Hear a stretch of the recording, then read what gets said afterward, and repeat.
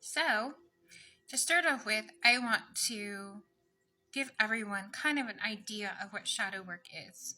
Now, there's a book called Shadow Healing and Shadow Work. Chakra Healing and Shadow Work. And it's a great book. It's awesome. It's very easy to understand. Don't mind the filter. It's kind of fun for me. Okay, so I want to give everyone kind of and honestly get the book. It's really awesome. I got it off of I read all my books almost off of Kindle, and I got it off of Amazon. But it's a great book. And so the first chapter is about the shadow. And basically it just says that, let's face it, we all have aspects of ourselves that we don't particularly like. For example, perhaps as a child, you were teased for being a chatterbox. So as an adult, you restrain yourself from taking part in conversations. Or maybe you feel uncomfortable with your anger, so you repress your emotions. And though we may want to hide our shortcomings and flaws, they are a part of who we are, and hiding them does not make them go away. Many people also experience negative beliefs about themselves that limit their potential in lives. Much like in the chatterbox example, someone in this situation is limiting themselves from having a full social life because they are hiding their true self from the world. The traits that people are blind to or don't wish to see in themselves are what make up the shadow self. Most people repress or reject their shadow, as confronting their shortcomings or limiting beliefs is often uncomfortable. Unfortunately, no matter how much one rejects their shadow, it never goes away. Many find that no matter what they do, their shadow shows up in other areas of their life, or their denial leads to adverse consequences like mental illness or physical disease. The truth is, it's absolutely essential that your shadow is healed and integrated in order to feel whole, healthy, and complete. In this chapter, I'll explore the concept of the shadow, where it comes from, and how it affects our lives, and how you can balance, heal, and integrate it into the experience, complete, and self-acceptance. So, you can do your research. This all comes from Carl Jung, who is like the mastermind of shadow work. And shadow work has been helping people. It's really, do your research on Carl Jung. Okay?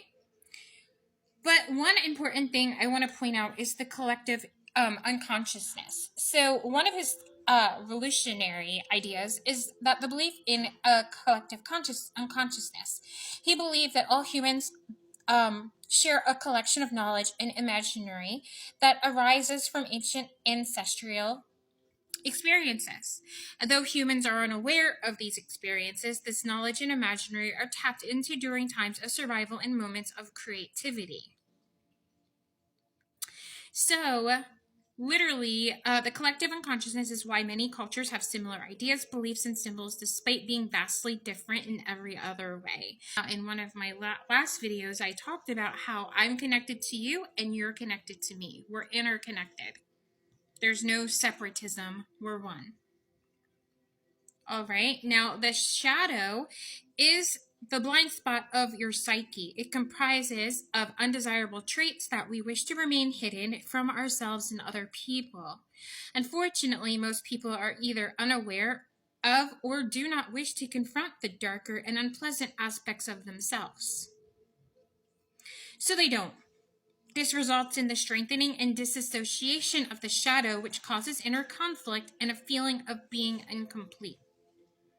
The shadow forms when we suppress beliefs, ideas, actions, or anything else that conflicts with those of society or our own values and morals. For most people, this begins in childhood when we are told how to behave in order to function well in society.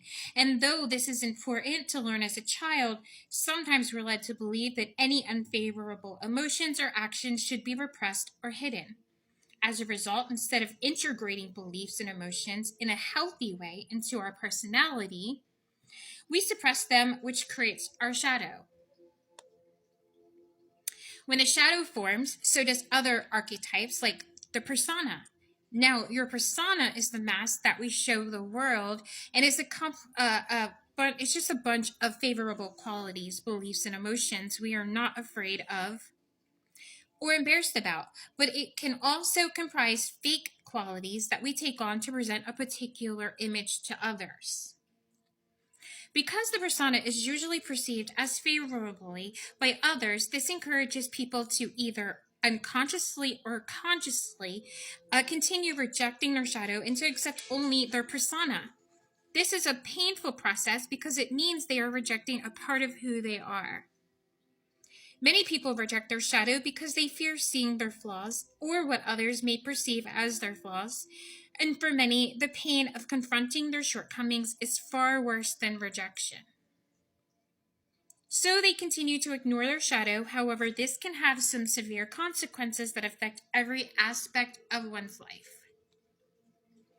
So when you choose to reject your shadow, okay, many people believe that by rejecting their shadow selves, they are making their lives better. They think they are successfully hiding their flaws and showing their true, complete selves. They also think they are successfully hiding negative thoughts and limiting beliefs that could cause distress in their lives and negatively affect their well-being. But no one can completely hide their shadow. It always finds a way to make itself known as it is eager to be healed and integrated into our life. Okay? Now, that's a lot to take in. But you can really look at your shadow as it's you. Your shadow is you. But it's the part of you that you hide away. You're embarrassed of that person. You're embarrassed of your shadow. And instead of healing it, you lock it away. But your shadow is always going to find a way to make itself known because it wants to be healed. It wants to be a part of your life.